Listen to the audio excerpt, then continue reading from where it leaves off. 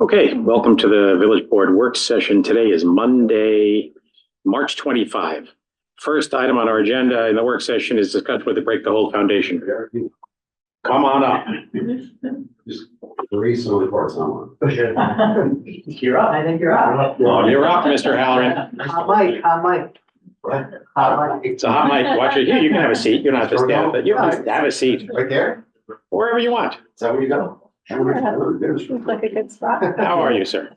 I'm well. How are you? I'm fine. How are you? Good, thank you. David? Good, nice to see you. Melissa, how are you? I'm good, how are I you? thought you were home. Back. I'm in between. You're part-time in, part-time out. Yes. Gotcha. And Eric, we already made fun of you.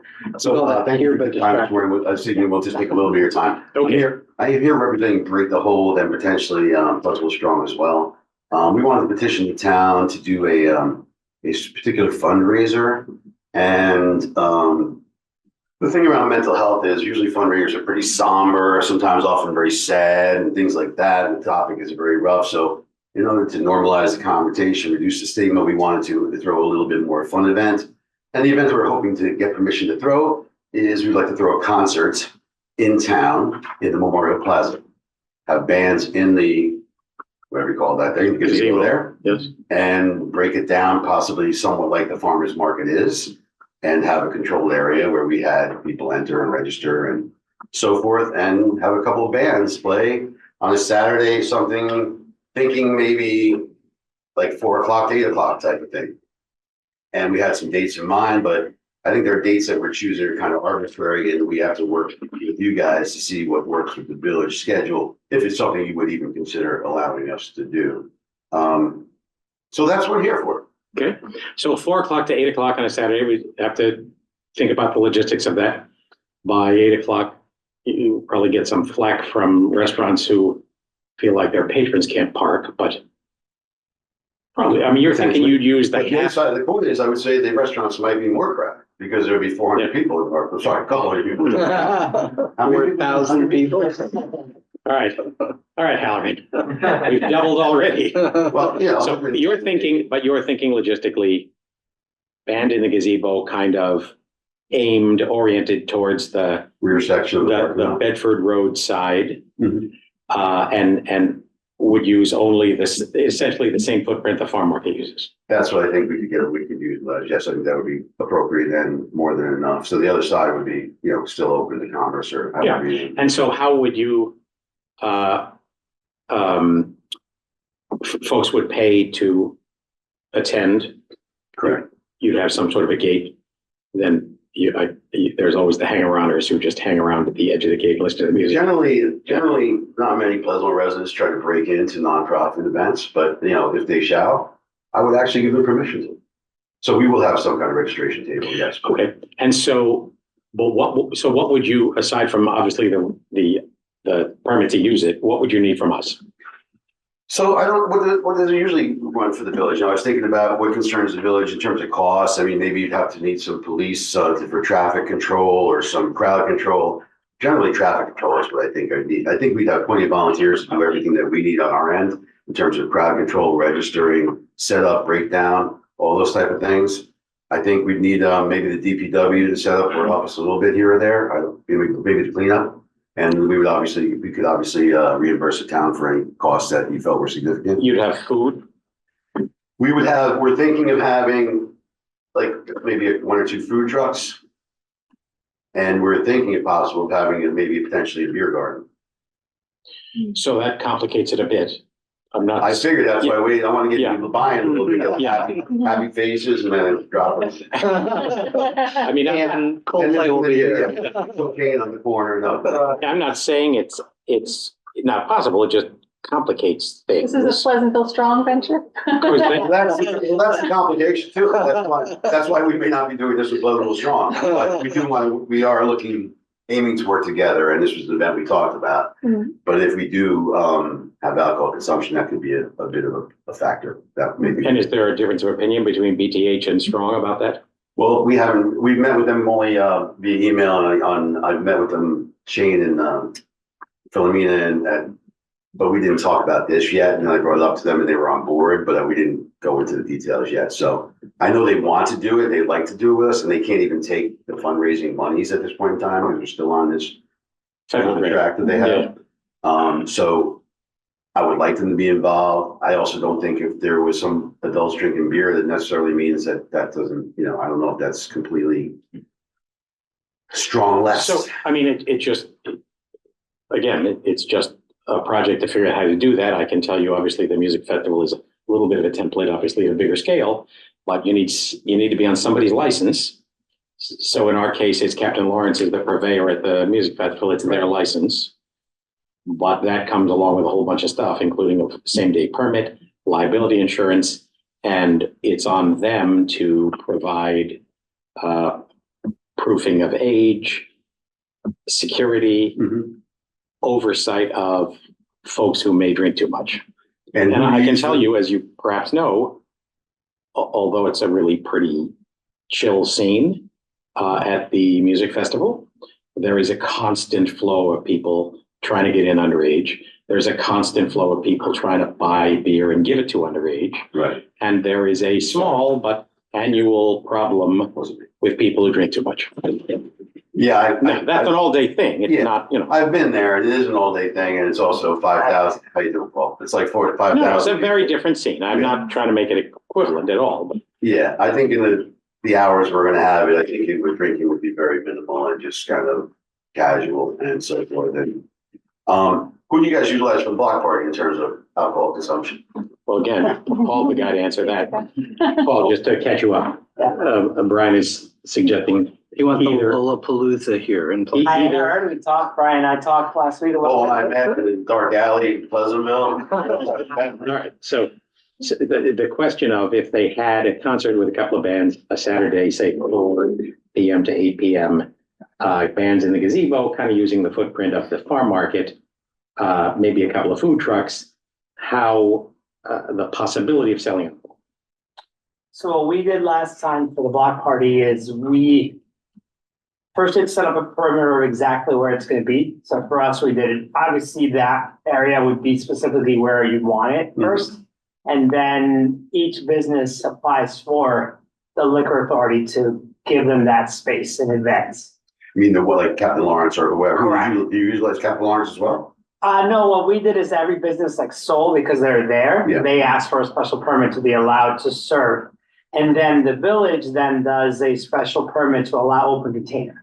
So it's twofold. So is that something we would need as well then? Correct. I assume so, yes. Yeah, for the village would need to waive the open container. So I will say, and I don't say that, I believe me, I enjoy a beer. I will say annually, we get some feedback from people who say, community events are starting increasingly to be alcohol soaked. And what is that message to kids? I say that not in any judgmental way, but I hear it every year. I hear it about the music festival, I hear it about Oktoberfest. Yeah, they talk about the block party and, Yeah, yeah. and music Yeah. festivals, two things, right? Right, So it's, yeah. I think if you raise your chin and try to make the community a better place and have fun events and activities, you're gonna take a couple of punches every now and then. So that's okay. We can take that. I mean, I don't take it as a punch. I think it's a legitimate issue. No, I It's not agree too. determinative. I agree too, but you talk about two events. And Yeah, I understand, yeah. People No, I know. can maybe. So would you expect kids would come to this? I It's would kind of an expect- adult event, or Yeah, I expect kids would probably come to it too, yeah. when you say kids, like high school, middle school, or even younger? Well, I mean, I see it being like a family event, so Yes. would you think I would put an age limit on it? No, I didn't mean that. I'm just wondering what your audience is. It should be an open event with a cordoned off area for. if we Yeah, do so I it. mean, again, in the case, it works a little differently at the block party. The music festival, it's the beer garden. You can't, and in theory, you can't take anything out. You have to have a ID wristband to buy beer or wine, and you have to consume it in that area. It's a little more freewheeling at the block party. Correct. The Right. block party, we did it. The first time that we tried to do that idea, it didn't really work for us because we separated it. We put everyone in the parking lot of the Holy Innocents, Mhm. and it kind of felt like everyone was disconnected. When we did it last year, when we opened up all of Wheeler, it felt like people were just more relaxed, and it wasn't as restrictive. And I had a report from the police department that there weren't any issues at all with, Of you abuse. know, abuse in any way, because people, I think, were also aware that there were kids all around. I mean, I had the bouncy castle and all the kids stuff. I had literally right next to Soul. So I think it kind of, Even the bands were playing kids' music at later in the Correct. like 8 o'clock. or so, 7. so the way I saw it, just at least in my perception, I have a 4 and a 7-year-old. So, you know, I think that there is a respect to knowing that there's kids around, but also at the same level where, you know, I also understand I have friends that maybe don't have kids and they can still behave. And the way that I saw it is I believe that our community is mature enough to be able to handle an event like this. And our first try was last year when we did it that way. And, you know, knock on wood, everything went well. And, you know, I do think that the village is able to do that and to not have it be promoted as like, this isn't, you know, like a Live at 5 that you would see in, you know, Stanford or things like that, where it's very more driven for party scene kind of. Yeah, it's not a happy hour event. Correct. No, So- it's refreshments. So just one thing I want to raise to you, I think if this flies sort of under the radar, it's probably completely fine. I don't have any personal objections. But you should realize that if this starts to attract publicity and the goal of this is to raise funding for suicide prevention and, you know, and the important work that you're doing, then people may say, look, there's a clinical link between alcoholism and depression and suicide rates. And that maybe is not the ideal look. Like I said, it may not be an issue. Yeah. Nobody may connect that, but you're probably increasing your risk a little. Yeah, no, I definitely think you're running the gamut. I think, like you said, I don't think any real approach is gonna be bulletproof. You know, Yeah. So I'm not really, I'm not overly concerned about that. Okay. Like I deal with that when people ask me the same way about how we deal with equity, inclusion in terms of mental health. And I said, everybody has a brain and we treat them all the same way and they all get the same education program that we give to everybody else. But I agree with Paul. I think that Pleasantville is a pretty mature place and that people care about their families and their kids. And I don't think anything untoward would be happening in an event that was local like that. How noisy, like rock bands or? Well, it's not going to be like Paul Anka or anything like that, you know. I mean, Smooth jazz. yeah. Barry Manilow is like nearing retirement. You I get, like this would be Barry. your last chance. Barry can't hurt you, but it'll be rock bands, yeah. And, like local or you? Well, we're that's to be determined. Yeah, But right. one we always use is Frankenstein's Baby, which Yeah, Jimmy Passabit and his guys. Yeah, You know, they'll probably be in the mix. We're thinking maybe having 2 or 3 bands, you know, over a 4-hour period, you know, and see how that went. and what dates are you imagining? So originally we were looking at, and I talked about this to Paul, originally we were looking at the end of September, 21st, 28th, but I think that's when you have the block party, maybe around that time. Yeah, that's exactly, we have the 21st is the regular date that's scheduled and the 28th is the rain date. Is the inevitable rain date? Correct, yeah, we had to execute almost 3 years in a row.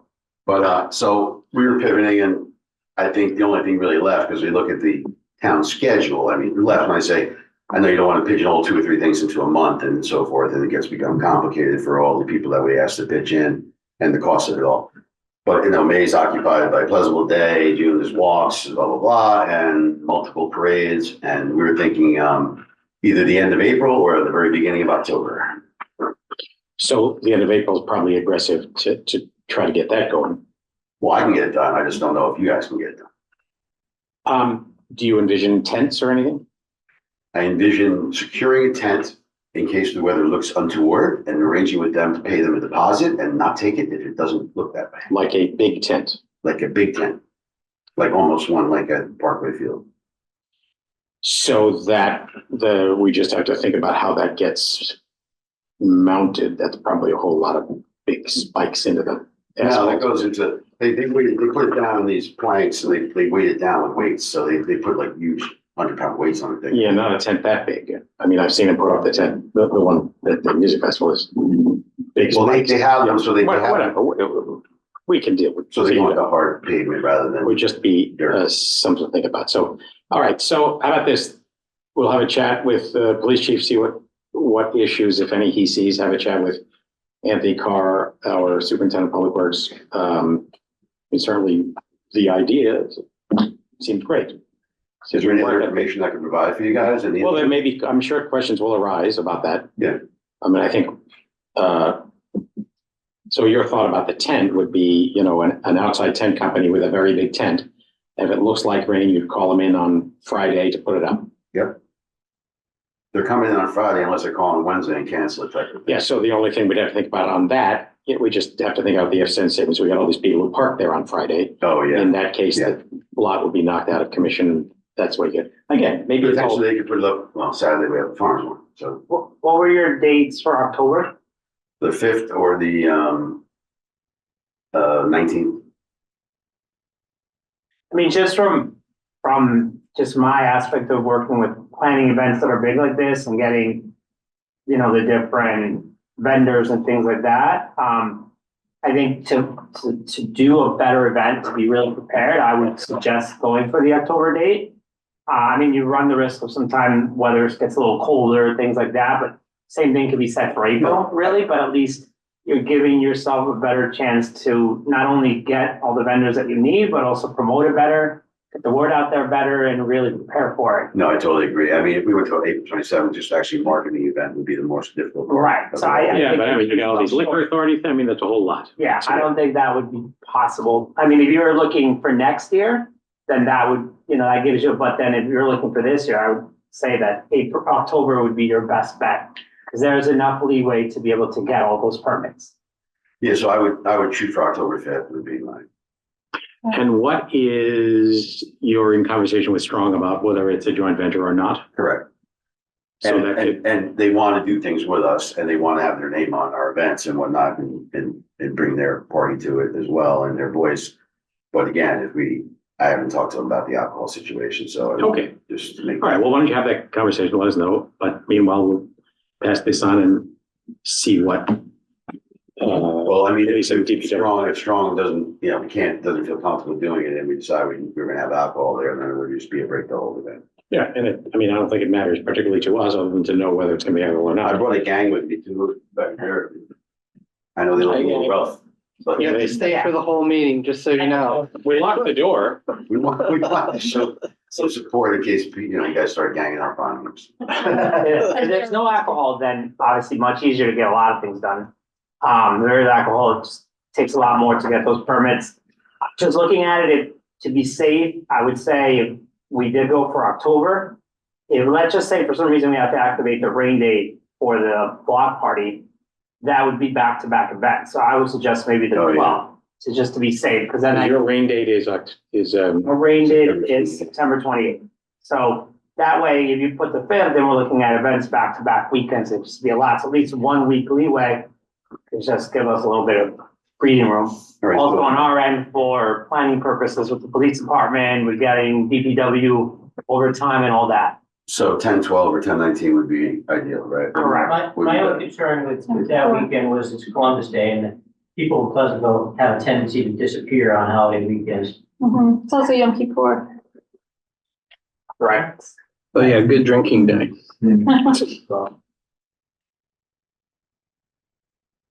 So we could do. Yeah, so, and we just, So maybe So we just the 19th. we just have to think about the tent issue, because if you had a tent, that kind of knocks that whole section out and makes it, that would knock the farm market out if you set it up on Friday.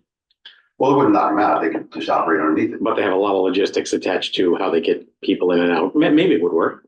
Maybe it'd be good. I don't know. I've seen the farmer's market a lot. I don't see anything like any, you know, high-rise buildings coming. No, it's just a lot of logistics. So, No, I know, they're moving Yeah. everything around. I'm not saying it's all gonna be right, easy. whatever.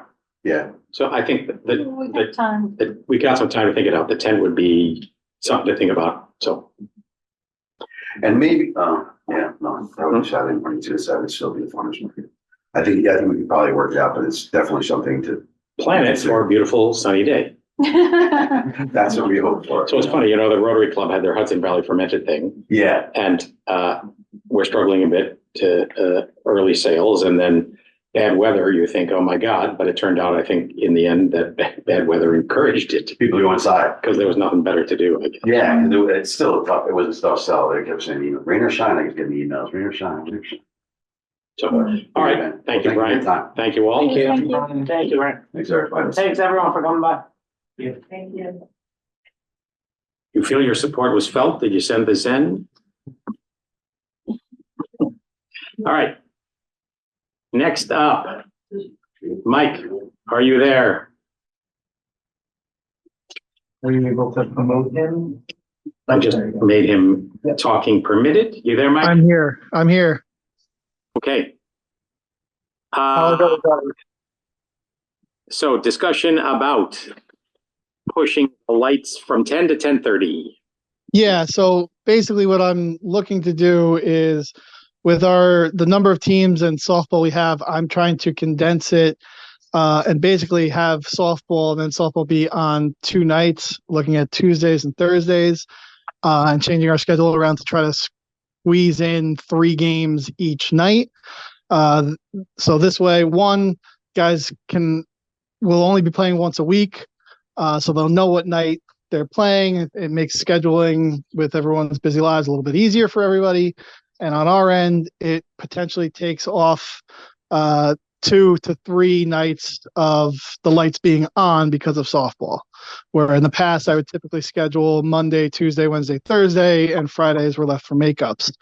By giving me that half hour extra cushion to 10:30, it just ensures that I get all 3 of those games in, because while I think I probably will be close, if a game runs late for any particular number of reasons in any kind of softball game, I could have the lights go off and not be able to finish a game. So by scheduling 7, 8, 9 o'clock games, if the 9 o'clock game goes to 10:15, I have that cushion to get it in.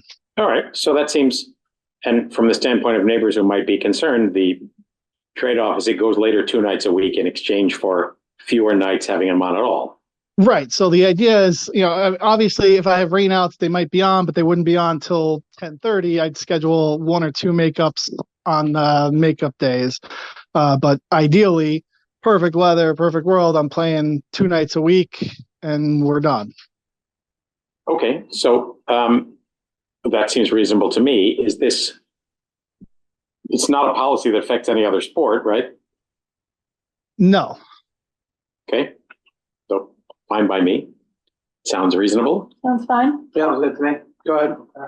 So we'll need, actually, at first I thought it would be an amendment to the code, but the code states the board can authorize it by resolution. So we can have a resolution on the next board meeting. Okay, Okay. that's good. All right, thank you, Mike. All right. Thank you. Thank you. Before we jump ahead to the next thing, did you guys want to chat about your project? Come on up, have a seat. Don't we want him to stand and? put No, the have a lights seat. on? Hello, Ben. Hey, we know who you are, but for the record, state your name and address. Logan Dundas, 63 Great Oak Lane. Welcome. So I think I know what's on your mind, but why don't you describe your project? All right, so I've been thinking of for a while of a project that is a story walk, which basically means taking a children's book, one that's like popular or a classic, and creating almost like wooden boxes or posts to hold individual pages of the story and spread them along either through town or along a path or trail. And This would be a scout project? yes, Eagle Scout project. And I spoke with David yesterday about it, and he suggested Nanahagan Park. They're doing renovations or rebuilding, and that around the pond might be a good place to set up posts for that. So in each box would be some permanently mounted thing or something you reach in and take out?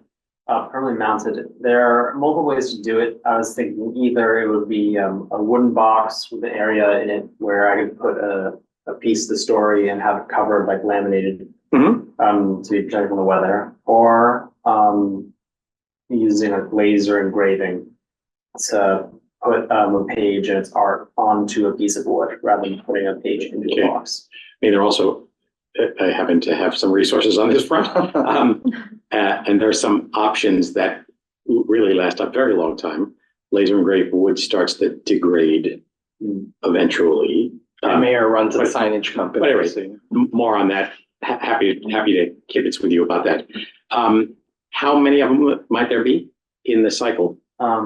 It would depend on the story. I'd find one that's a good fit for the number Mhm. that would be appropriate for however, like the long distance or however long. the It's not town- all 7 books of Harry Potter. The Lord of the Rings book. Yeah. What age range are you targeting the story to? Roughly, I'd say probably kids age 3 to 7.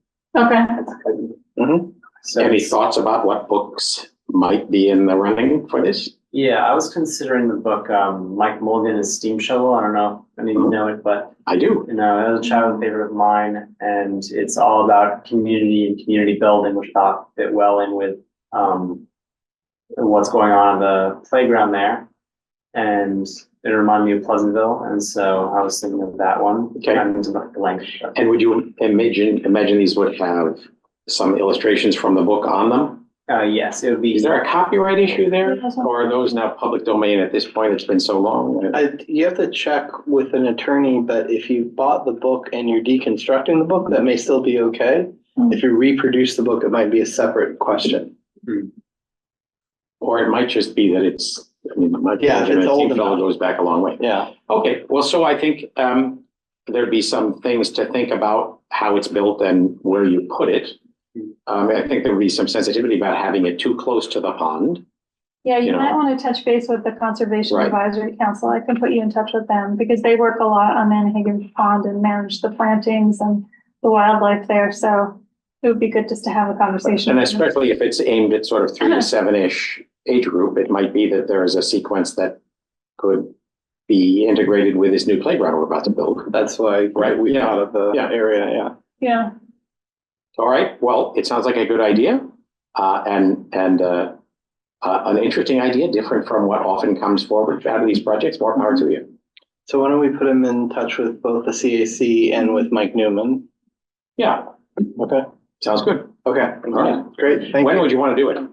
My hope is, I don't know all the details of what is required in the process of getting it approved by the Eagle Board. Mhm. My understanding is that I would proposal, give it to my own Scoutmasters and then have it approved by them, sent on to the larger board. And my hope is to begin work sometime in the summer, at the very latest, to finish up in the fall. Okay, sounds fine. Good.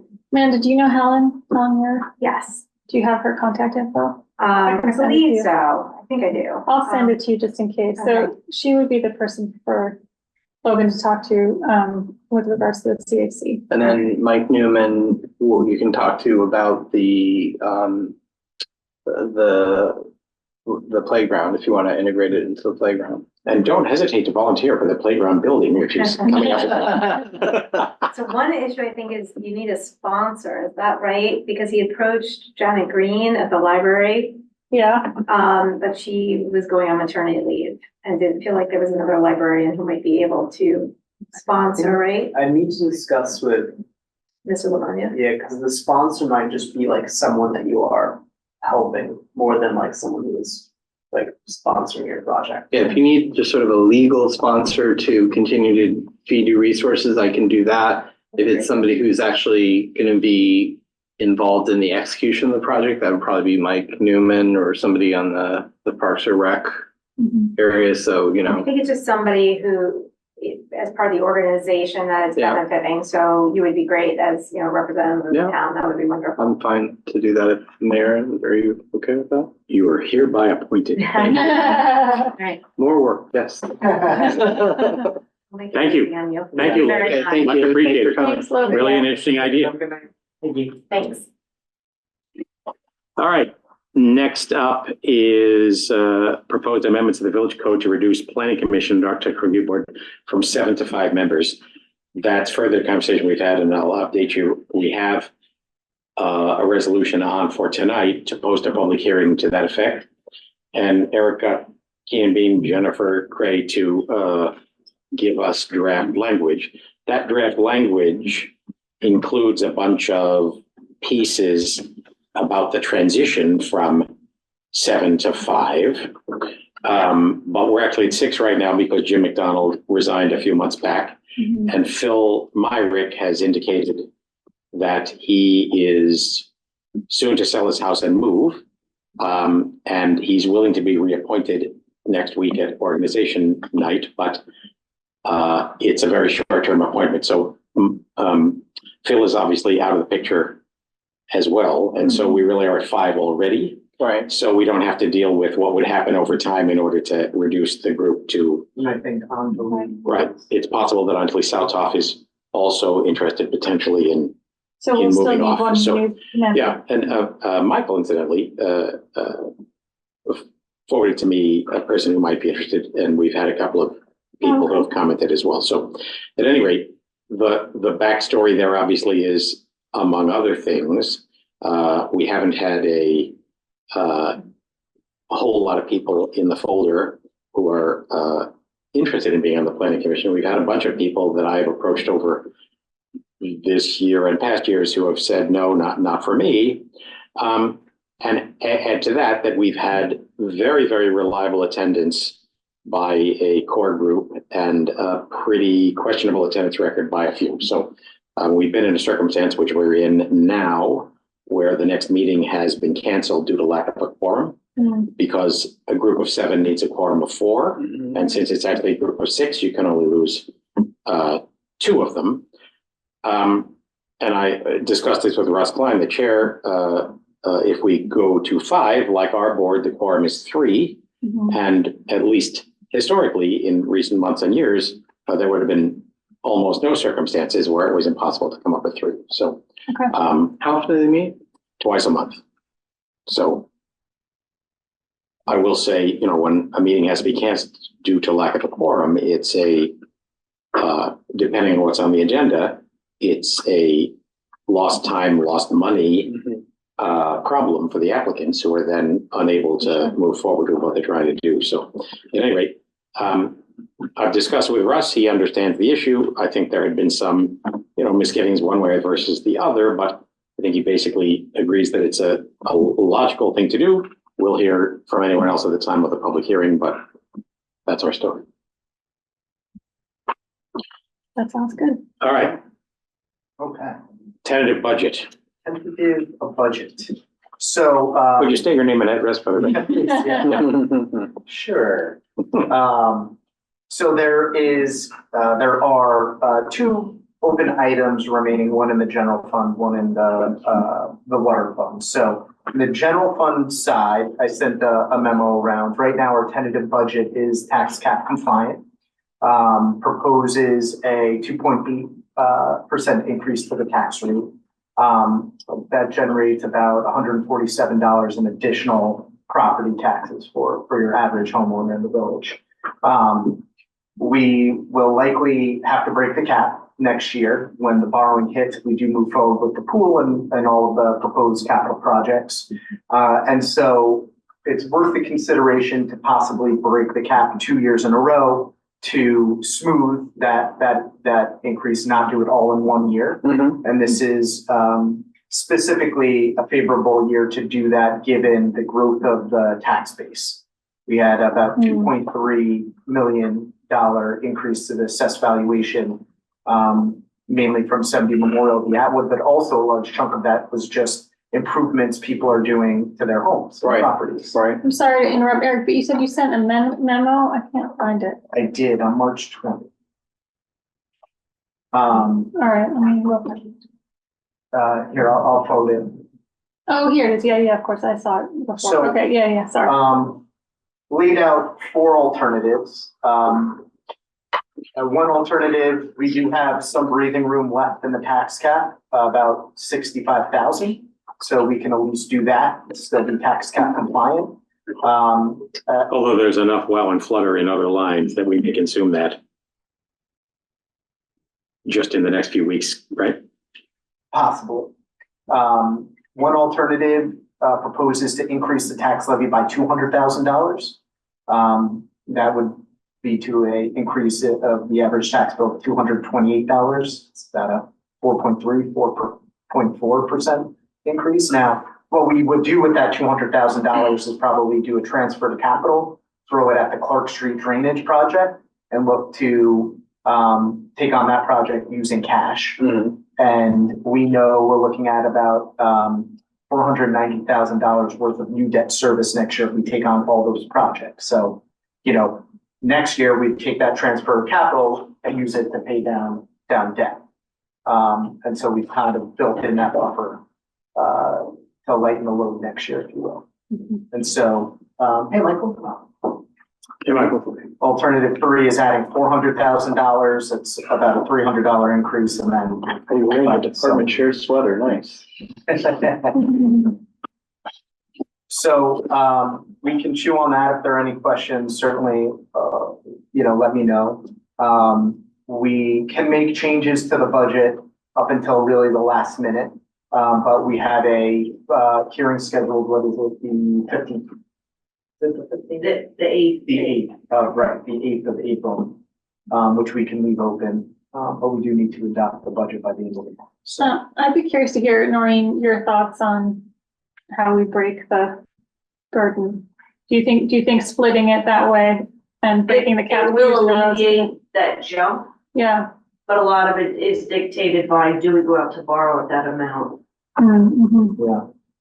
I mean, I guess anything's possible. It could be we're in a circumstance where bids come back astronomically high. We need to take a breath and we don't undertake a project. Doing one of these options, we're not obviously going out and taxing the tax base for the full amount of the debt. But I think we should at least give ourselves the breathing room this year and be at the tax cap, knowing that we're gonna have to put the shovels in the ground on something. Well, I mean, we're already essentially at the tax cap, right? Well, I'm saying like the $60,000 is all I'm talking about. Right. But I think materially, we have to break the tax cap in order to provide much of a shock absorber for next year. correct.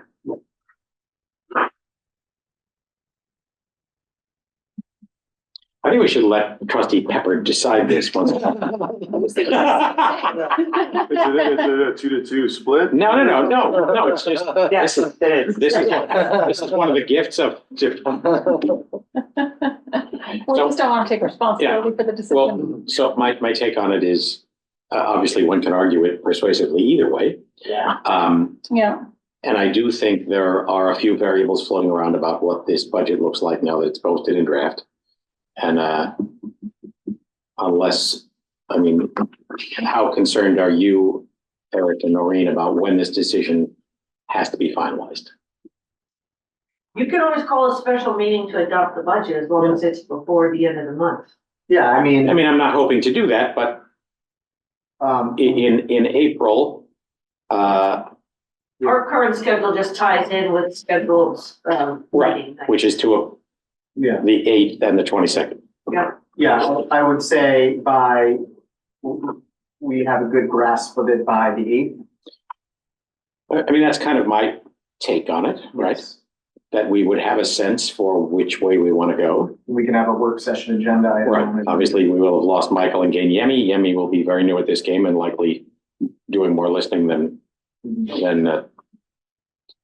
talking about it. So I think the answer is all of us to go back and read that memo again with care and turn it over in your mind. Because again, given the possibility that the numbers come back, we go ahead with the flood mitigation and the pool.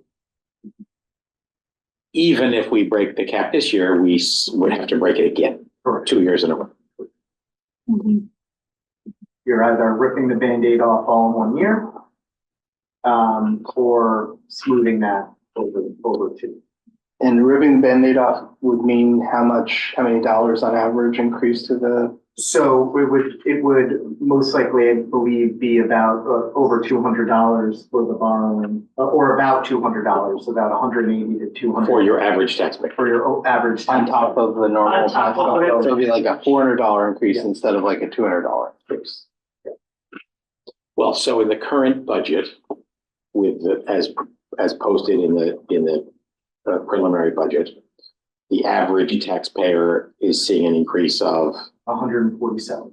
and if we were to the numbers are clear, right? So Yeah. It's just a question of the timing of it and the sequence of it. And as you have rightly point out, I mean, we have so many things coming down the pike here. Yeah. And sometimes that tempo, we just can't predict. Like the police cars, we're ready, and they're at the back of a jammed lot, Yeah. waiting for the other vehicles to be outfitted and moved out before we can Yeah. get our vehicles. So sometimes, like I said, Yeah. it's hard to say exactly when we would need the funds. Right, well, it's very timely. I remember when we first got that grant from Anvil Road and we went up to Poughkeepsie to Region 8 and Yeah. the guy put out this schedule that was like 4 years and I was horrified and said, what are you crazy? Turned out, Yeah. no, they know their system. Yeah.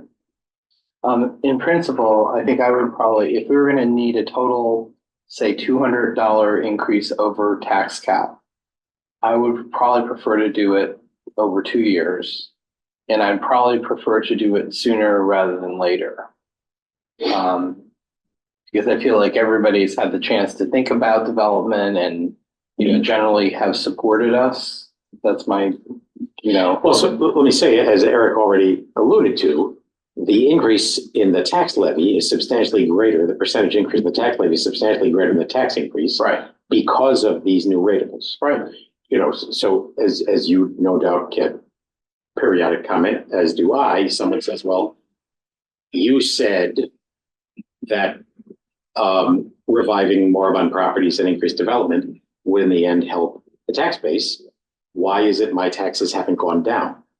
And you have these numbers at ready hand, but 8% increase in our expenses last. correct. Well, I mean, we have what, give or take $400,000 to $600,000 structural budget increase every year based on contractual and anticipated. Obligations, Right. care costs. So, and that alone consumes the tax cap. Correct. And So the only way communities stay below the tax cap is by finding new revenues, either through an increased tax base or, a lot of them defer. Yeah. Capital or projects. just don't do things, right? Maybe we could sell coffee mugs. Mhm. I think the CPI over the past year in New York State was almost 4%. Right, so, when you have a tax cap that says 2% or the rate of inflation, whichever is lower, it's apparent that it's not a long-term win. Yeah. You simply tighten the noose around municipalities in years when the CPI is over 2, which is certainly over the last 75 years, more years than not, right? So that is the general fund. Or any other questions on that one before we No, move into the? I don't think so. Okay. On the water side, the tentative budget proposes to increase rates by 2%. That means annually, the average water customer is probably going to see about a $16 to $20 increase in their water bill over the course of the year. We've been doing, I think for maybe 4 or 5 years, the village did not touch water rates. They stayed the same, but we've been, while we engage Woodard and Curran and Raftellus, which is a financial analysis firm, to look at our water rates, we gave them the capital projects that are coming up. We budgeted 2%. Today, late last week, I got in, and today we had a meeting on it. They advise at least increasing more than 2%, maybe going to 4%. And then they're going to come and do a comprehensive presentation to the Board of Trustees in the coming months for what the out years will look like in order to increase water rates to pay for the storage tanks. And then the water main repairs. We have 100-year-old water infrastructure that also needs replacing. So we're going to have a firm capital schedule behind that and show exactly how we will fund that. But for this year, they strongly suggest that we increase rates 4%. Now, what that would mean is the average ratepayer would see about a $22 increase. If you're a non-resident, that's more likely to be about a $30 annual increase. And again, mainly to start building up to take on these large scale capital projects that we need to undertake. Seems reasonable to me. Would that affect our big users too? Like Yes. our commercial and, Yes, and pace and everything? yes, yep, cottage school, Pace, all the commercial properties. And again, you know, this is 70-year-old infrastructure that needs to be replaced and, we need to build up for that. Would it cause any political problems with our large, like Pace and cottage school, things like that, or we don't really know because we haven't? And interestingly, correct me if I'm wrong, Pace's water use is way down because they've had aggressive leak control. Yeah, Probably showers in Pace dorms are very unsatisfying. Low flow shower heads. right. And a residence water bill consists of two parts, the ready to serve fee, that's staying flat for now. Correct. So it's on the consumption part. Yeah. So maybe it'll encourage, in some regards, people to look at their usage. Because we're not scaled. Some communities, you reach a threshold and the rate goes higher. We don't currently have that. Those are the kind of things Woodward and Curran is taking a look at. You know, to see based upon usage, could we even change our rate structure? Right. So for now, it's recommended the 4% on consumption, just to, once again, creep towards.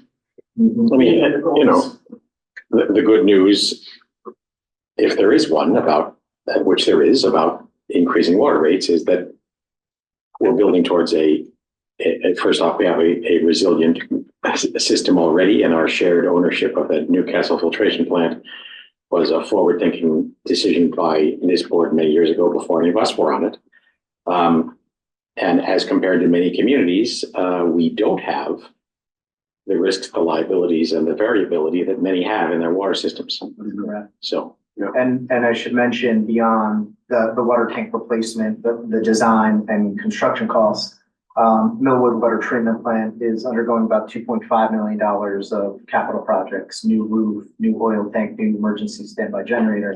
We're on the hook for about $500,000 of that, $490,000. again, all in the water fund. All in the water Right, fund, but that's built in. The water fund is its own fund for a variety of reasons, one of which is our universe of customers is well beyond the village itself. Right.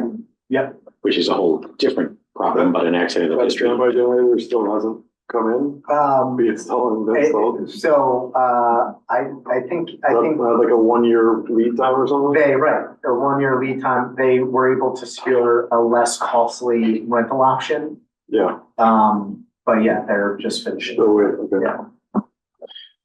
It's an expensive venture, those emergency standby generators. Yeah. That's all I got. All right, well, thank you guys. And Anthony has been kicking his tires of various approaches to the water tank replacements. Hmm. We'll have more to say on that, but And feels, we're also looking for, grant funding as well. We have our grant Right. writers working on. I hope so, yeah, because it does seem like that's not Right. the pipe dream. I think the one thing that hurts us, is a lot of that money is directed to, you know, low income, communities, but Yeah, there's a lot of that money out there and Yeah. at some point, I do believe there are some opportunities out there for us.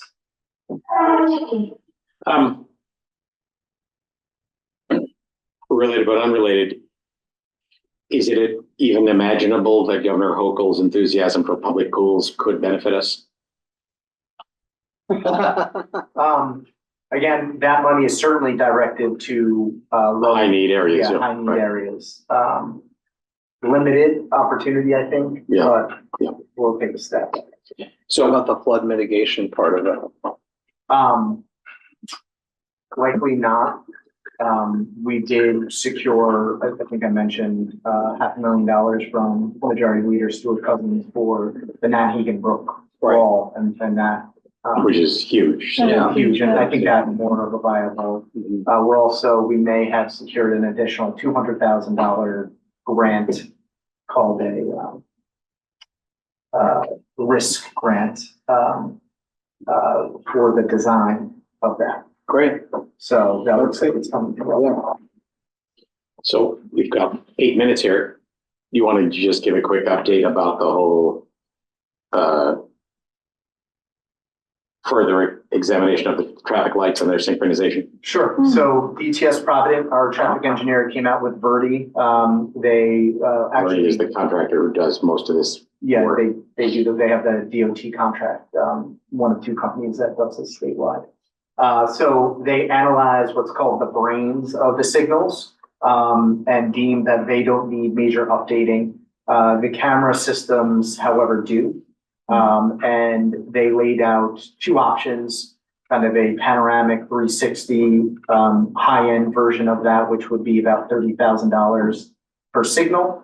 And there would be two of those, plus the consulting design.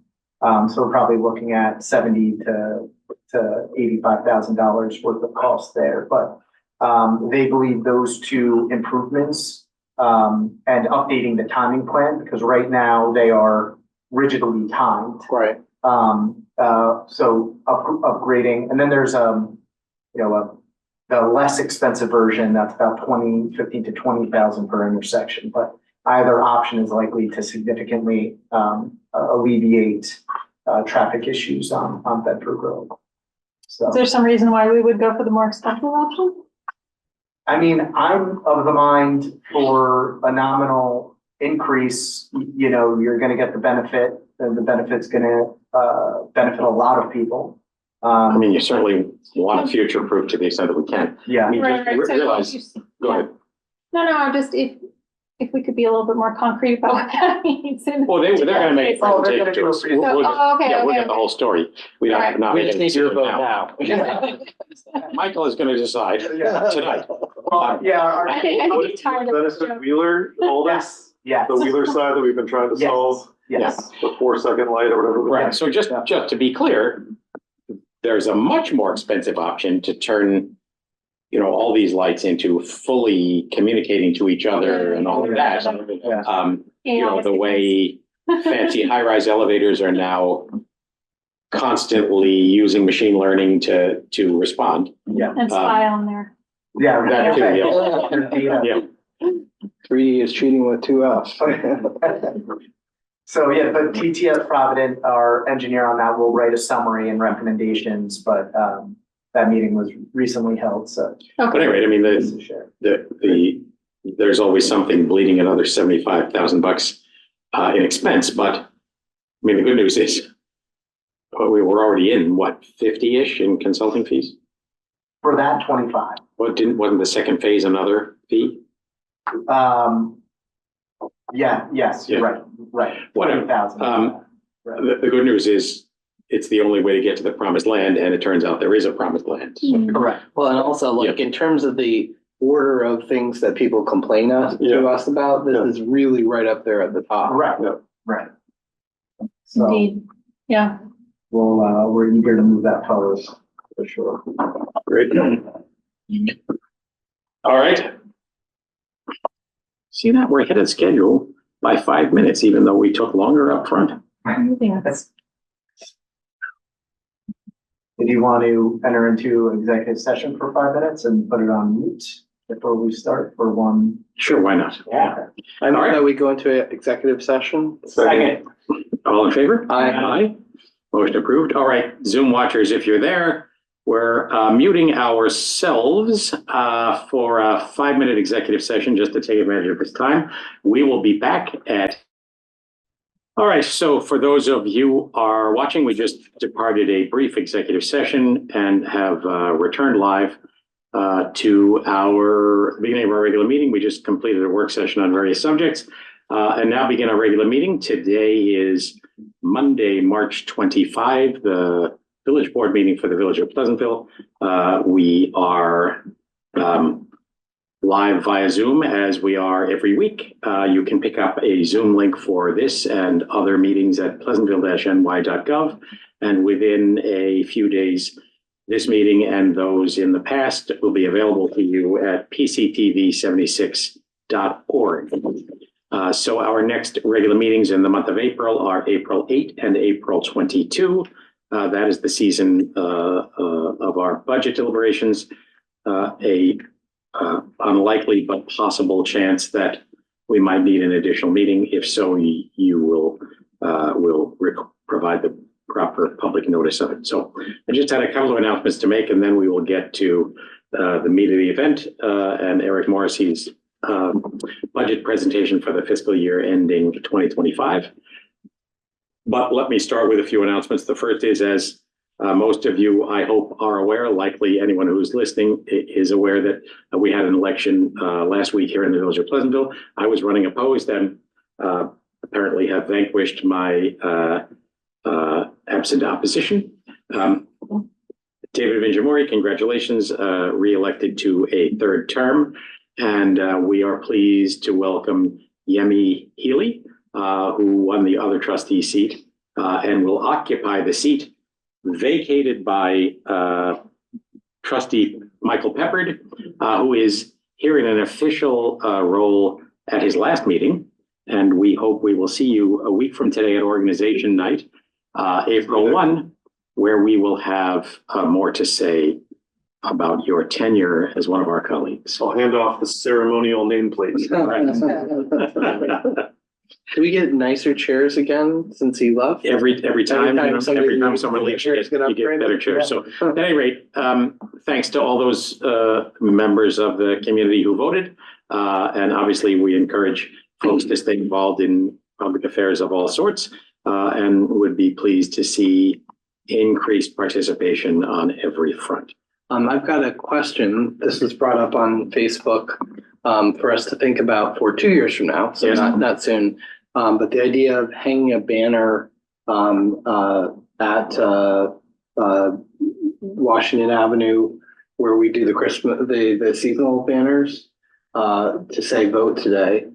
And we might consider it for the general elections as well, but just to try to increase, because we historically have had fairly low participation, and that may be a good reminder. Sure. Okay. All right. Just to think about. Yeah, sure. Okay, so because we're on 3-year terms, we have an election for 2 seats 1 year, 3 seats the next, and then the year following, no election. So our next regular election will be in 2 years.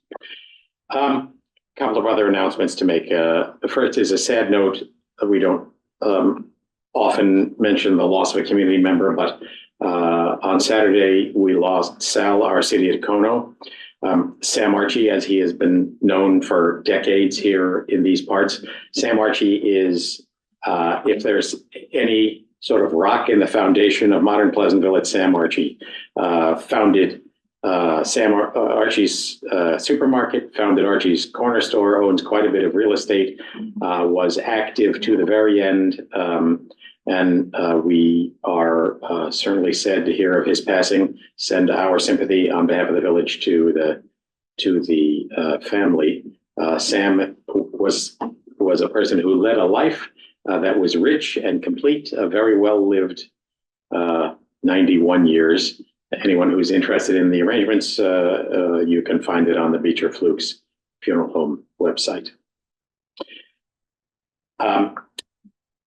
Couple of other date announcements, and then we'll get to Eric's presentation. This past Saturday, was it Saturday, March 16th? Yes, Saturday, March 16th was the Village of Pleasantville's 127th birthday. That's the 127th anniversary. 127th anniversary of. Is that the granite anniversary? Of the incorporation of Pleasantville as a village. What date was it? March 16, 1898. 97. 97, Behind you on. There it is, 1897, right? So celebrate that. Which would, of course, make sense. That's how it's 127 years. My math is right. So happy birthday, Pleasantville, and to all among us. For those of you who were paying attention to the egg hunt that got rained out on Saturday's grim weather, the rain date for the ages 2 to 8 egg hunt is this Saturday, March 30th at 10 a.m. Pleasantville Day is ramping up. Applications are out. That is going to be on Saturday, May 18.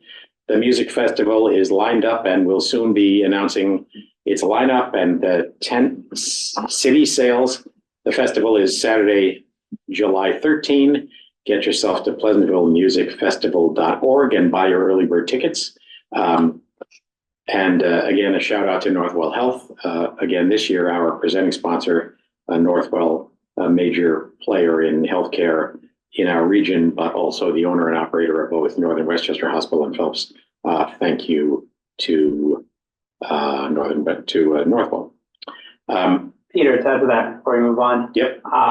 Through the chamber, I had some questions from different businesses asking about promoting, being able to be sponsors for the music festival. So I'm forwarding them over to the village, but I know that there are opportunities available for all different types of. Yeah, so I think, and we'll give this to you. Did I send you with a PDF of the You sponsorship? did, I have that. So you can forward that. We actually got a small number of them printed, and I have a stack of 10 or so to give you in case the Chamber of Commerce could make use of it. But Andy Sullivan is the volunteer coordinator of sponsorships, and I know have a couple already in line and are obviously happy to hear on every level. And there are a whole bunch of levels as outlined in that sponsorship book. So just want to announce that. Okay, that is good news. And then the last thing I was going to report is that, as I may have mentioned the last time, we continue to pay attention to what goes on in Albany. The governor's executive budget was issued, and now both the one house budgets for the Senate and the Assembly have been issued. From the standpoint of our specific goals, not only in Pleasantville, but in Westchester on behalf of the Municipal Officials Association, a little bit of progress. Both the Senate and the Assembly proposed a modest increase in AIM funding, which is the unrestricted aim to municipalities. As I have said in the past, the number is almost inconsequential to us. What do we get, 50 to 55,000, something like that?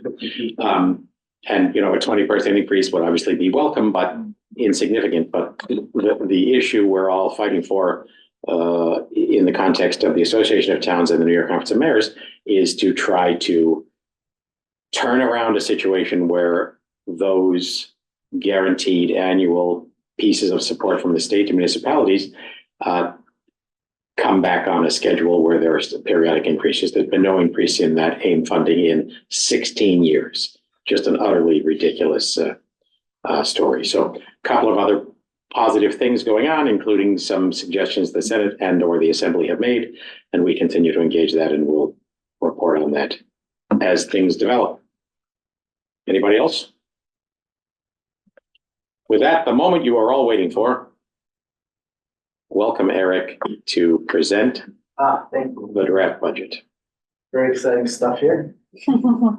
Indeed. You have that presentation. I do. Let me share my screen. Okay. All right. So, next slide, if you could. All right. So, like all villages in New York State, we run a fiscal cycle that runs from June 1st to May 31st of every year. January 1 is our taxable status date. That's a condition of anybody's property is taxed at that condition every year. Tentative assessment roll is due February 1. Tentative budget filing is due by March 20th, which we've done. Final assessment roll is due by April 1st. Hearing on the tentative budget must be held by April 15th. Final budget adoption by May 1st, so we could move forward with levying the taxes on June 1. Next slide. So here is the entire village budget in a snapshot. This year's total operating budget is $25,587,965.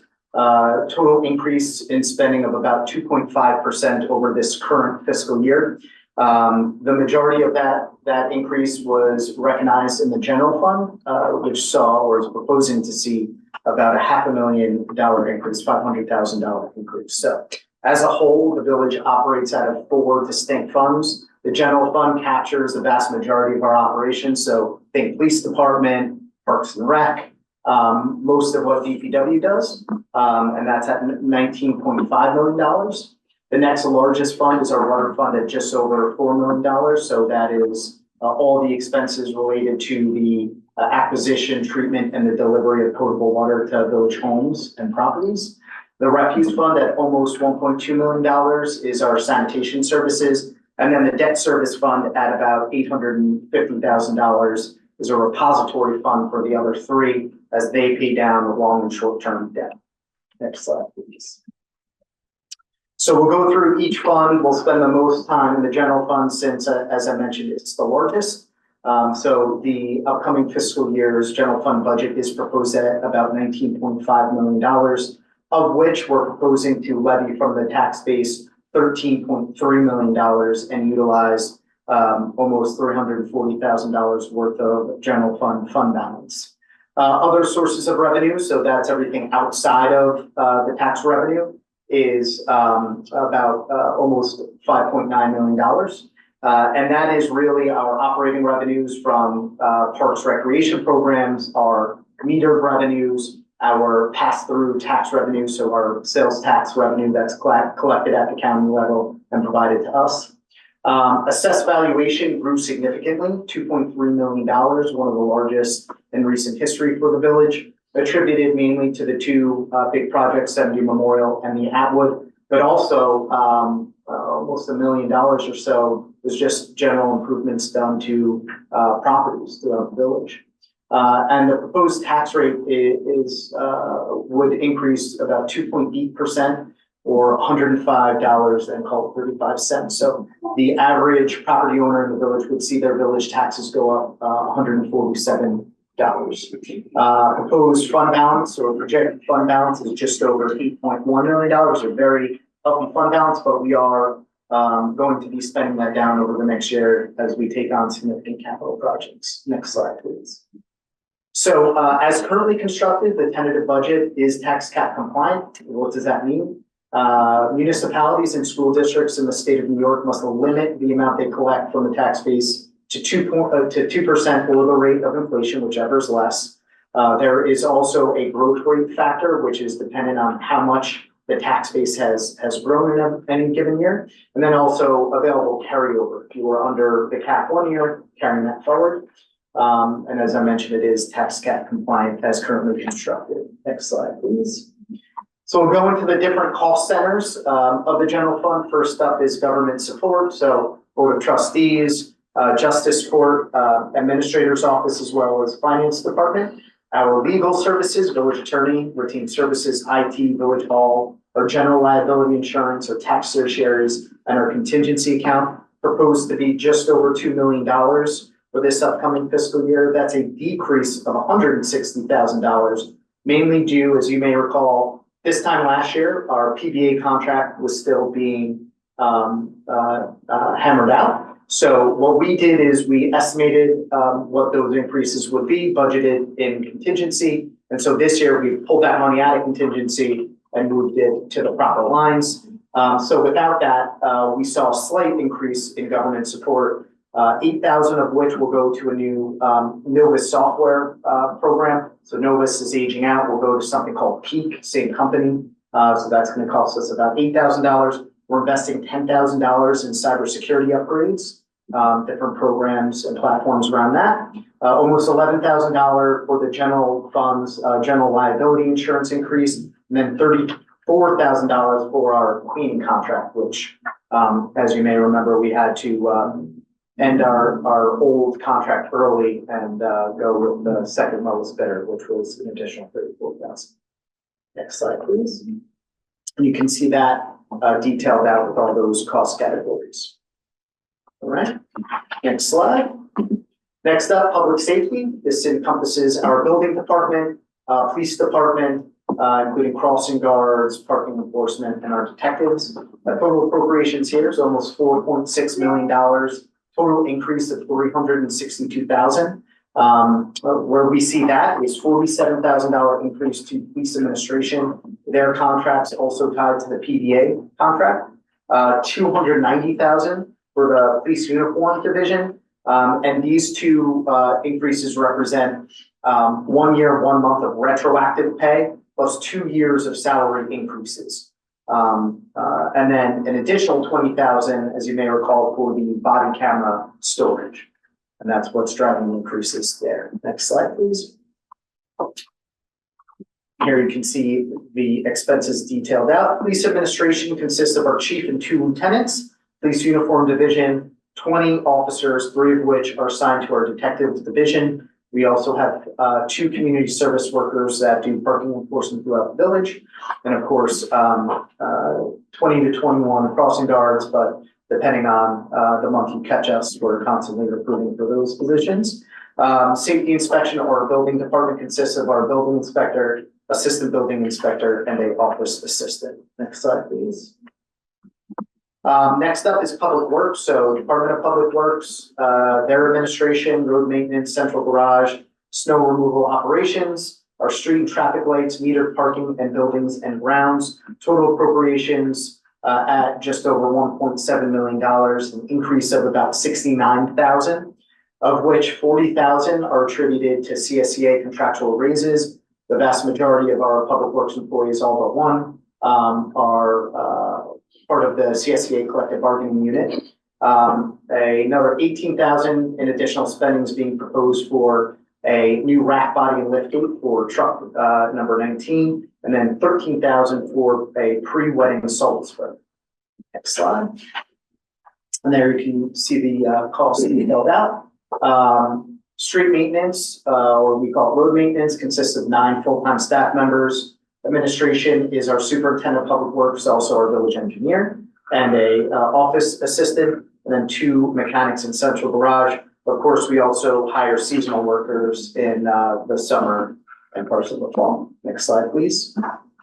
Outreach services. So these are the expenses related to the Clinton Street Senior Center, administration, outreach support, our transportation, our programs and activities, and the nutrition program. Total appropriations are just about $490,000, an increase of $15,000, mainly due to rises in food and supply costs. We're also proposing to purchase 2 new computers for staff there. Next slide. And we can see those costs detailed out. Staff at Clinton Street consists of our coordinator of senior citizen services, 1 senior office assistant, 1 rec assistant, and a full-time chef. We also employ part-timers, part-time employees to assist with transportation, and of course, instructors as well. Next slide. Parks, Recreation, and Libraries. So this is our Parks and Rec department, our pool, summer camps, youth programs, of course, Panther Club, our adult programs, special events, and then our share, the village's share of the Mount Pleasant Library. Total appropriations proposed to be just over $3.4 million. We're seeing an increase here of $261,000. As you may recall, the rec department is requesting a additional full-time employee, and that's going to cost us about $60,000. For context, that department had always been staffed with 3 full-time employees, actually technically 4, right, with the Panther Club employee, but the SAW retirement decided not to backfill that position a couple of years ago. That employee was on the administrative side. Mike Newman is recommending that we hire a full-time employee on the programmatic side to help with the expansion of their programs. So that's costing $60,000. We're seeing almost $91,000 increase at day camp and an additional $35,000 increase at the pool, mainly tied to raises in the hourly rates of lifeguards and camp counselors. Can't run a good pool, can't run a good camp without good staff. And it is a very competitive environment out there. Those 2 expenses do have offsetting revenues. We're also proposing to increase the rate for camp and pool memberships as well to help cover those expenses. We're seeing $26,000 of additional spending for our share of the library and $42,000 increase in parks as we look to do more repairs and maintenance to our parks, and then also contractual salary increases there. Next slide, please. So here we see those expenses detailed out. Rec admin consists of our superintendent of Parks and Recreation, a rec assistant, and now a rec leader. We attribute about 25% of the Panther Club, the person that coordinates the Rec's Panther Club, to rec admin, with the remaining 75% attributed to Panther Club. Again, that position we're still actively recruiting. Well, we're not recruiting for. We're asking for a title change from the county and waiting for that, but we are, thinking positively that we'll be able to approve that with the new title this fiscal year. Parks admin is 4 full-time staff members, a foreman and 3 staff, again, all members of the CSEA. Next slide, please. Community services, this is our planning commission, our approval boards, planning commission, architectural review board, and zoning board of appeals. Our business support, beautification, farmers market, PCTV, our sanitary and storm sewers, street trees, our street cleaning, leaf collection, EV charging station, and then banner signs and lights. We're seeing an increase here to about $512,000, increase year over year of about $76,000. 40,000 of which we're proposing to allocate to the farmers market so they continue their current operations moving forward. Almost $22,000 increase in EV charging stations. We have maintenance contracts for our 2 public facing stations and then our 1 municipal use only. And then also the cost of the electricity as well. Again, there are offsetting revenues associated with that. $13,000 increase to the sewers as we do a manhole rehab program, and then $8,100 of additional spending proposed to PCTV. Next slide, please.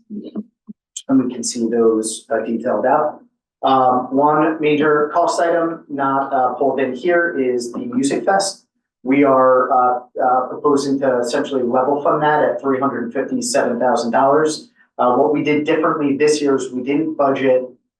Historically, the village would budget revenues to meet that expense. Given the factors that we're up against, we thought it prudent to budget about a $57,000 loss. At the end of the day, it's pretty much semantics. We're either going to cover that with fund balance on the back end or do it on the front end. But the festival has never generated more than $300,000 in revenue. Hopefully with good weather and the like we will, but until we see some historical perspective on that, we're going to budget for $300,000 this year. Right? Next slide. Next up is our employee benefits. Again, this is general fund contribution only. This is by far our largest expense category at just over $5.7 million. That encompasses our pension contribution to New York's 2 pension systems, police, fire, and then our employee, Social Security, Medicare, our workers' comp unemployment insurance, and then our medical insurance. So we saw an increase here of just about $200,000, of which $163,000 are the increases to our pension contributions. We saw a $20,000 increase to Social Security and almost $21,000 increase to dental vision. So it's important to point out here, we actually did not have to increase our medical insurance expense. We had a built-in buffer and medical insurance is difficult, right? We know it goes up about 10% every year. It's actually in the past 3 gone up over 30%, but we try to budget for the what ifs. So we have an employee who's on a spouse plan. They may jump at any given moment to our family plan. And that's about a $35,000 swing. So all in, we thought we had enough of a buffer not to have to turn that dial this year, but certainly a cost category that will go up in the future as we do evaluate some other options. Next slide. And here you can see those cost categories detailed out. Our health insurance making up a little bit more than half of our employee benefit package. All right. Debt payment and transfer. So again, general fund only, we're looking at about $482,000 of payments for long and short-term debt. That equates to 2% of general fund spending. A peer municipality is probably spending about 10% of their general fund expenses on debt service, so we are well below that. That's a good thing. Next slide, please. As we seek to take on a very aggressive capital project schedule. So these are all projects we talk in great lengths about: the pool, Manville Road, Nanahagan Brook Wall reconstruction, the improvements to Memorial Plaza, the Clark Street drainage project, road resurfacing, and PD vehicle replacement. We've been fortunate to secure a lot of grants in support of these projects. We will have some cash on hand to also fund some of these projects, but we will be relying on borrowing specifically for the pool. Next slide. So, general fund, debt service, if we do take on all those projects, again, we've been throwing around a number of 589,000, but if we're able to pay, for instance, in cash for Clark Street, we've kind of estimated the pool to cost $6 million in all of our debt service projections. So thinking that's more, going to be in the 5.5, not leading up to a $6 million project. We've dialed that back. So let's say we're going to take on $489,000 of new debt service in the general fund. And just to be clear, folks, you're now talking about fiscal year ending 2026, Yes. not the current budget, but the next one. Correct. The look ahead. So the look at, correct. On top of that, our annual operations will increase anywhere from $500,000 to $600,000. So as we look forward to fiscal year 2026, we can see our debt service load increasing to almost $1.1 million, which equates to about an 8% increase to our current tax levy. Next fund. So we've spoken in the work session about this, but there are some considerations that can be made. The current tentative budget is tax cap compliant. Given the growth in the tax base, this may be a year to start softening the increase for next fiscal year by breaking the cap this current fiscal year instead of doing it one fell swoop next year. And these are some alternatives and their tax implications. So you can see tax increases right now as currently constructed are $147. And as we increase that tax levy, there are the corresponding numbers associated with that. We'll talk more about that at the next work session. All right, so we talked about general fund expense. We'll go into general fund revenues, which will be a much shorter conversation. No, make it longer. Yeah. We have limited ways to generate revenues, property taxes, the pass-through taxes, our operating revenues, and then the limited state and federal aid that we get, plus the fund surpluses we are appropriating, again, $339,000 from general fund balance, and then another $100,000 from water fund balance for the support the general fund that lends their operations throughout the year. Next slide, please. So you can see property taxes make up almost 70% or 70% of our revenues. That 13.3 million, it's 13.3, and then there's another $39,000 layered on top of that. That represents the interest penalty for those who are late in paying their village taxes. The non-property tax revenue has, last year we budgeted $350,000 for a one-time one-year grant. That grant we don't have this year, so overall revenues have gone down a bit. Without that consideration, they ticked up. We've increased our budget for the sales tax about $100,000. Sales tax revenues have been very strong, but we are seeing them at the county level off. So we're being very conservative. They've gotten as high as $1.9 million. So we're having about a $300,000 buffer if we're still seeing county sales tax remain where it has been. All right. So we're going to leave the general fund, go to the refuse fund. The village collects trash, recyclables, bulk items, brush and yard waste for 2,424 collection units. Our proposed budget for the upcoming fiscal year is just under $1.2 million. We're proposing to keep refuse rates flat. The single family unit is paying $482.23 per year. The projected fund surplus there is almost $739,000. So we've got a healthy fund balance in the refuse fund. Next slide, please. Water fund. This is the cost associated with filtered drinking water. So basically the acquisition of water, the treatment of that water, and the delivery of the water to village homes, and the debt service related to the fund as well. Proposed budget's just over $4 million with a projected fund balance of just over 2.6. We continue to see increases in the raw water rate from New York City, the electrical costs to run the Millwood Water Treatment Plant, along with chemical costs. We are proposing to allocate just over $200,000 of water fund balance to balance this budget. We did this year have to do the same, and we're going to end up running a slight surplus. And that's all dependent on water consumption and the expense side. So next slide. The tentative budget does propose to increase water rates at 2%, but we've had further conversation about considering moving that along to a bigger increase. We are looking at a aggressive capital plan with that, as well as we have aging infrastructure and then additional expenses related to the Millwood Water Treatment Plant that we partially own with the town of Newcastle. So at 2%, the average rate payer is likely to see about a $10 to $20 increase in their overall water bill throughout the entire year. Next slide, please. Putting that into perspective, if we were to increase water rates to 4%, the average homeowner would see increases at $22 if you're a resident over the course of a full year, then about $30 if you're a non-resident as well.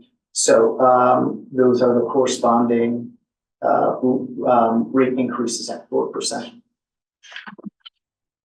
And here are the capital projects that lay before us. Not listed here is about $2.5 million worth of projects at the Millwood Water Treatment Plant. Again, an oil tank, a new roof, and a emergency standby generator.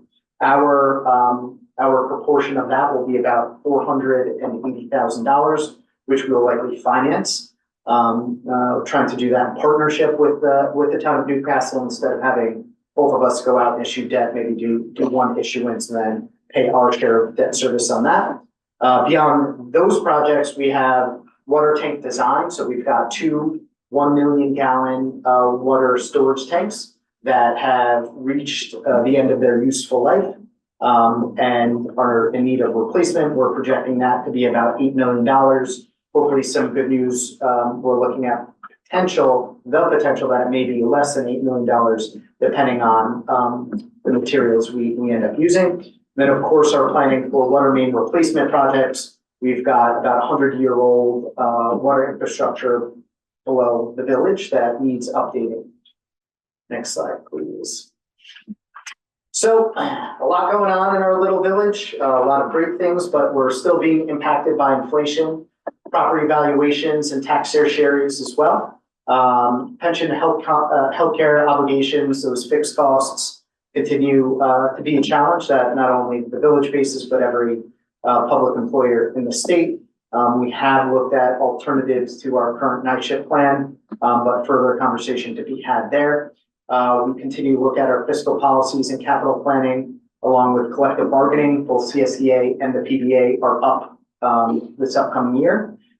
We continue our commitment to green initiatives and sustainability and look to shed off the residual COVID impacts in this upcoming year. And that is the presentation.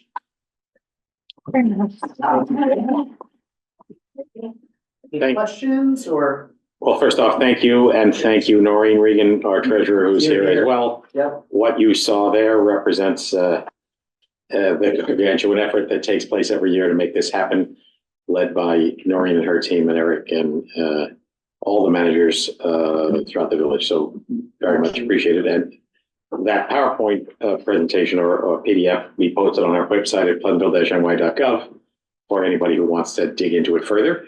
And if you really want to dig into it further, the tentative budget is also posted. That's correct. So. And I just want to echo the thank you to the finance department, specifically Noreen and Kristen, and then Alyssa as well, plugging away at home with a newborn baby in the background. So, and that's on top of course, our department heads who've been great throughout this process. So. And I have to give a shout out to our department heads because they input straight into Tyler Force, Yeah. which really is so beneficial to see the impact right away. Yeah. So They join us once a year aggressively, all year, but they're very good this time of year. Yeah. Participating. Well, look, it's, everybody wishes taxes could go down or remain stable, but the reality is, we're in a phase, obviously, where there's inflation, but we're also in a phase where the village is doing lots of very good things to address the fact that lots of the stuff we depend on, whether it's recreation, resources, infrastructure, water, et cetera, have been here for a very long time, and a proactive community that wishes to remain vibrant needs to invest. And so congratulations to everybody, especially to Eric and all the department heads. Certainly it falls very heavily on DPW and Anthony Carr and his team with, as you will see in our resolutions, a whole bunch of things going out to bid. There's an awful lot going on, but what it reflects, I think, is the renewal of a lot of essential infrastructure, as well as the renewal of a lot of things that community has depended on traditionally that we hope to make better and more durable for the next 50 years. So. That's right. Well, and I think, I have to commend all of you, because the thinking about water in particular, whether that's water in the pool, flood water, or the water we drink, it's so easy to let some of that slide and say, we can operate the pool for another year. We just got a new liner. We can do this for another year. We can do that another year. When you do that, then when these things actually get to the point where you must do something, they're catastrophic, and they can really cripple the community's ability to do anything else. So this kind of foresight and advanced planning is painful, but very much appreciated. Yeah, absolutely. Thank you. So as Eric already mentioned, all of this is the tentative budget that's posted on our website at pleasantville-ny.gov. We'll be pushing numbers around potentially in various ways over the coming few weeks, with the idea that we'll likely, we have a public hearing on the budget, which will take place at our next meeting on the 8th, with the expectation that we're likely to adopt the budget on the 22nd. And as Eric already mentioned, among the things on the radar screen are whether we should increase a number of items now and break the tax cap in order to set ourselves up better for next year. So comment from the public is welcome, and in any form, certainly informally to any one of us, but also in the context of the public hearing, which takes place at our next meetings. Just one thing to note, the 22nd is the first night of Passover. So I will not be there in any sense. Wonder if we should reschedule that. Yeah. We can certainly. Yeah, so let's look at that. So more on that. Thank you for pointing that out. And it's a school holiday in Pleasantville schools. Yes, we'll be out. It's on the 23rd. Yeah, they'll be out both 22nd and 23rd. Okay. All right, so it sounds like perhaps we should tweak that schedule a little bit. Not a problem. We'll have a chat about what that ought to be and make that clear to everybody. All right, on to our next thing is. Can I just ask real quick? Sure. Is everybody available either the Wednesday or Thursday? The Thursday I could be available. Thursday, the 25th is okay by me. Wednesday, the 24th is also okay by me. Yeah, if it starts at 7, I can do either. I could do 7 on Wednesday, the 24th. I just can't do during the day that day. Okay. This is April, right? Okay. Yeah. Pepper's over there grinning. He's like, you do what you want. I have to teach an evening class. Part of the reasons why I'm. Too much going on. All right. Is there a motion to open the public hearing to consider introductory local law 3 of 2024 to amend the Pleasantville Code section 173-72, schedule 24 to provide 2 parking spaces at the Wheeler Avenue municipal parking lot restricted for municipal use only? Someone. Second? Second. All in favor? Aye. Welcome to the public hearing. Eric, you want to describe? Sure. So we are proposing, we've installed a EV charging unit that will be used primarily by our police department. We would like to restrict those parking spaces to municipal use only. In order to do that, we need to insert that into our code, which requires a local law and public hearing. We will need to keep this public hearing open. The Journal News had too many advertisements for the issue. So, we couldn't meet that deadline, so, we just do need to hold it open. But a local newspaper had too much ad revenue? Yeah, That's great. No cities that came from it, you know? Yeah. Not ad revenue for retail, ad revenue for, you realize that's a whole nother discussion about whether these kinds of postings need to be done in that format. Yeah. And of course, the countervailing argument is it's one of the lifelines for local print media, so. All right, any comment of any sort? Is there any comment from any member of the public? If anyone out there has a comment, raise their hand. I see none. Is there a motion to adjourn the public hearing to our next meeting, which is April 8th? So moved. Second? Second. All in favor? Aye. Motion approved. We will re-engage the issue at our next meeting. All right. Any comment from any member of the public on any subject? Is there anyone out there? There is no one in the room. I don't see anyone on Zoom. All right. With that, I just promoted Paul to panelist. Wait a second here until he appears. He has done so. All right. Let me share my screen and we will head to the resolutions. Paul, number 75. Result that the Board of Trustees hereby approves the minutes of the regular meeting held on March 11th, 2024. Is there a second? Second. The minutes are attached. Comments, questions, or corrections? There being none, all in favor? Aye. Motion approved. 76, Nicole. Resolved that the Village Board of Trustees hereby authorizes the addition of a capital account for the purchase of an electric 2023 Mach-E police vehicle for the Village of Pleasantville Police Department in the amount of $77,098. Is there a second? Third? Fourth? All in favor? Aye. Motion approved. I'm all in favor. David, 77. Resolve the Board of Trustees hereby approves the following budget amendments for fiscal year ending 2024 as listed below. $3,575 from finance full-time to finance equipment, $1,737 from contingency to central tax software, $29,250 from contingency to police admin full-time, $90,000 from contingency to police full-time, $12,000 from contingency to parks equipment, $460 from contingency to, what is FSTV? Festival. Okay, got it.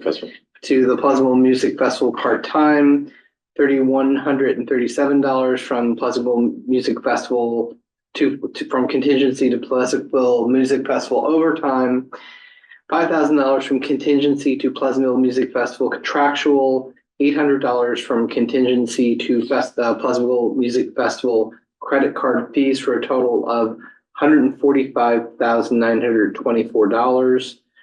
Increasing revenue expenses, the general fund, $3,000 of revenue from insurance recovery, property damage. The expense is park supplies. Appropriate fund balance, general fund, $77,090 from transfer to capital for new police 2023 Mach-E vehicle, 2 of 2. Budget transfer, water fund, $2,860 from the water administration full-time to water administration equipment. Budget transfer in the refuse fund, $714 from refuse full-time to refuse equipment. I think that total might be wrong. Right. There in that column. Is that right, Eric? That budget, 714. that should be 714, Yeah. not 2860. Yeah. Okay. And then finally, $77,090 from interfund transfer from general fund to police 2023 Mach-E vehicles 2. Is there a second? Second. Comments, questions? Nay. So that as we reach the end of the fiscal year, you'll see us moving money to cover over budget accounts from under budget accounts. And the good news, as as reported earlier, is we are using cash to buy this police vehicle, having more from a past world when things like that would have been rolled into a bond. So, all in favor? Aye. Motion approved. Trustee Peppard. Resolved that the Board of Trustees hereby approves the abstract for payment of claims dated March 25th, 2024 for fiscal year 2024, covering check numbers 110311 to 110424. From the general fund, $126,711.37. From special purpose, $1,173.75. Water fund, $30,353.55. Capital fund, $19,971.22. Refuse fund, $8,701.81 for a total of $186,911.70. Is there a second? Second, what's the special purpose? Oops. Was that, escrow? Or that is, No, that would have been from a CM. I don't know. we'll get that. Check register. Okay, Oh,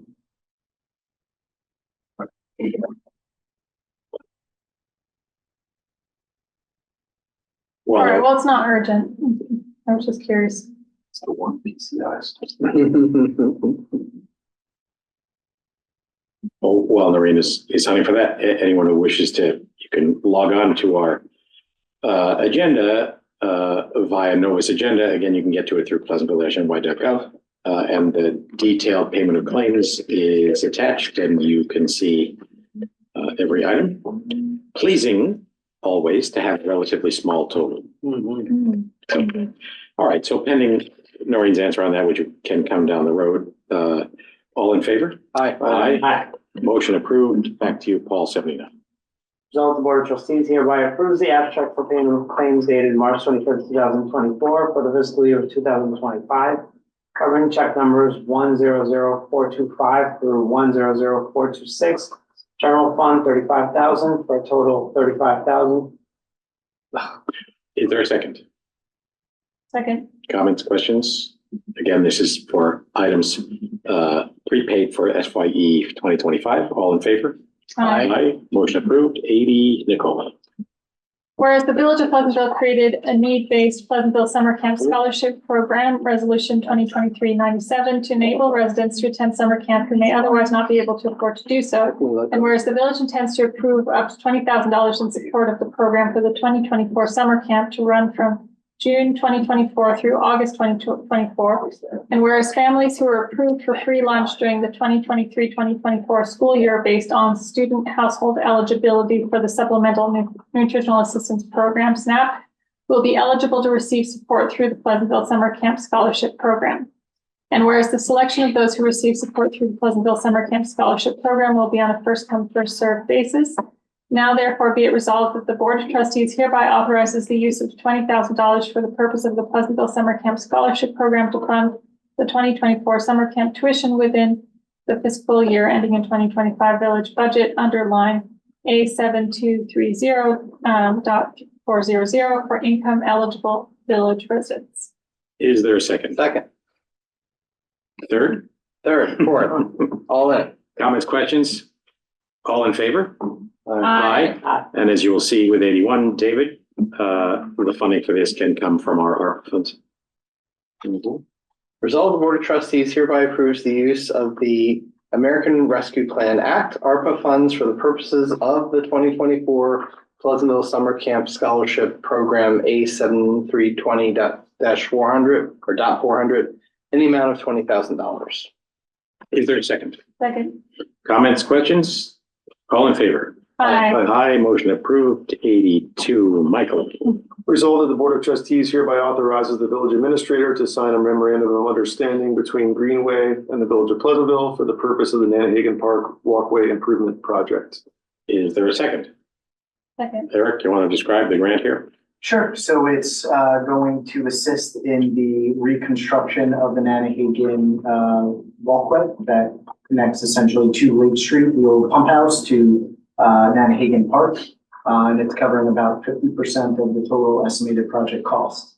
which we are proposing to do when we do the Van Hagen Brook Wall reconstruction, have that contractor also do the walkway. It's great. It's good news. All in favor? Aye. Motion approved. 83. Back to you, Paul.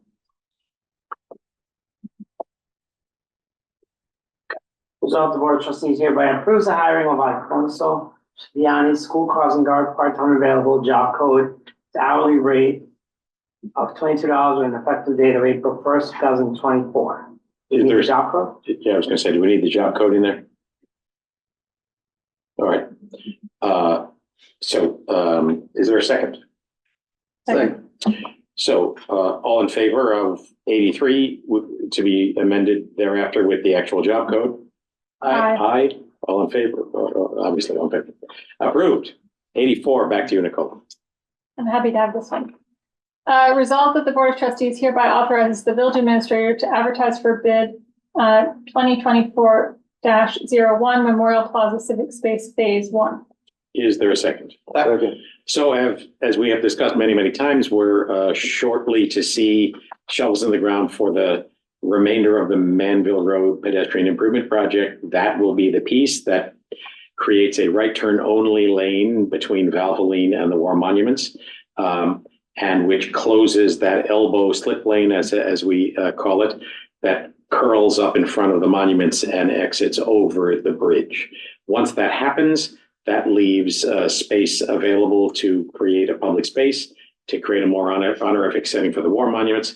And our landscape architects, Wagner Hodgson, have put together a detailed landscape plan and planting plan for that new space, which is only a piece of the civic space we've talked about in the past, but is designed to be phase one. And if the later phases occur, they are all additive to one another. So good to see it going out to bid. All in favor? Aye. Motion approved. 85, David. Resolved, the Board of Trustees hereby authorizes the village administrator to advertise for bid 2024-02 Village Pool Reconstruction Project. Is there a second? Second. Likewise, much discussion. Eric alluded to it in the budget presentation. We're concerned about what those numbers come back with, but it's the pool reconstruction and the flood mitigation up at the dam and spillway. All in favor? Aye. Motion approved. 86, Michael. So the same thing. Yeah, 85 and 86 look pretty similar. Yeah, I think Should there's, be- should be the roadway pavement Yeah, management 86 program. is the roadway pavement.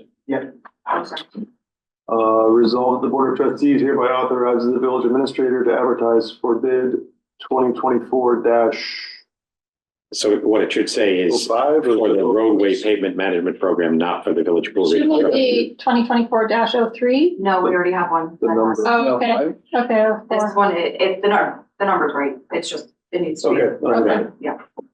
For bid 2024-04 for the roadway pavement management program. Is there a second? Second. All in favor? Aye. Motion approved. We're bidding. Paul. Result, the Board of Trustees hereby authorize the village administrator to advertise for the bid of the 2024-05 Clark Street Soldiers and Sailors Park Drainage Improvement Project. Is there a second? Second. I doubt that too many people who need to hear this are listening, but as Clark Street and environs folks are well aware, our drainage system that comes out of Soldiers and Sailors goes under the parking lot on Clark Street and then continues along Clark Street, has suffered a pipe failure. We had it scoped. There's a failure in the pipe, and as a result, the thing doesn't drain. We have to pump it out every time there's a heavy rain. And in fact, I had people there until 1 a.m. on Saturday trying to pump it out to make sure that it would be available as soon as possible for kids, sports teams to use it. So it is a very substantial project. Thank you, Anthony Carr, for having scoped it out and put the drawings together. Out it goes to bid. All in favor? Aye. Aye. Motion approved. 88, Nicole. This is the same thing, it's gotta be updated to the title. Okay. Resolved that the Board of Trustees hereby authorizes the village administrator to advertise for bid 2024-06 for Pleasantville Estates sidewalk curb and guide rail improvements. Is there a second? Second. Again, the final chapter in a very long book. The Pleasant Estates subdivision, which is at the edge of the village, just past Pierce Drive, that series of homes that were built right at the edge of the village, have been the subject of a very, very, very long story. The last piece of it finally is to build the sidewalk that will pass in front of the new house that's being built right now, and around the house at the corner and connect at Pierce Drive, so that there will be a continuous route to get there. So, all in favor? Aye. Motion approved. 89 is the last one, and I think we should skip David, and Michael Peppard should deliver the final resolution of his tenure. Resolved that the village board hereby schedules a public hearing for April 8th, 2024 at 8:00 p.m. to consider introductory local law 4 of 2024 to amend chapter 25 of the code of the village of Pleasantville concerning membership of the planning commission. Is there a second? Second. All in favor? Aye. Bravo. Delivered with clarity and stentorian. That is the last of our regular resolutions. Is there any new business to add to what we might have already discussed? Any comment of any sort from any member of the public? There being none, We do have follow-up. It was for Prospero Nursery for a cherry tree. Oh, okay. all right. The best answer you could have hoped for. Like you said, yeah. I'm sorry, cherry, at the gas station, St. Clair gas station. Aha, Okay. I see the replacement of those trees. All right, so She didn't chop it down, don't worry. we'll shortly have a motion to go back into executive session, but I just want to say this is Trustee Michael Peppard's last meeting in his first term. Possibly not the last meeting of his next term, whenever it happens. But he decided not to run for re-election, and we are having our annual organization night a week from today. That is Monday, April 1 at 7 p.m. in this very room. And on that occasion, the three of us, me, Michael, David, and Yemi Healy will be sworn in for our new terms, and we will have an opportunity to thank then Trustee Emeritus Peppard for his service and offer some commentary about it.